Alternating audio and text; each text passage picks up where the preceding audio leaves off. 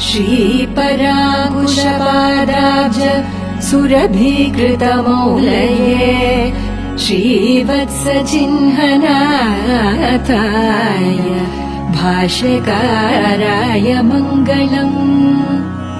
नाथ पद्माक्षरामार्य पादपङ्कजसेविने सेव्याय सर्वयमिनाम् यतिराजाय मङ्गलम्। पूर्णाय पूर्णकरुणापात्र आयामित तेजसे मालाधर प्रियायास्तु यतिराजाय मङ्गलम्।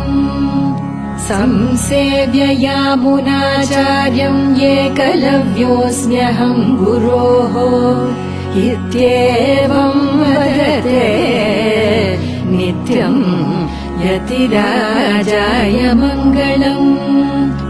श्रीकाञ्चीपूर्णमिश्रोक्त रहस्यार्थविदे सदा देवराजप्रियायास्तु यतिराजाय मङ्गलम्।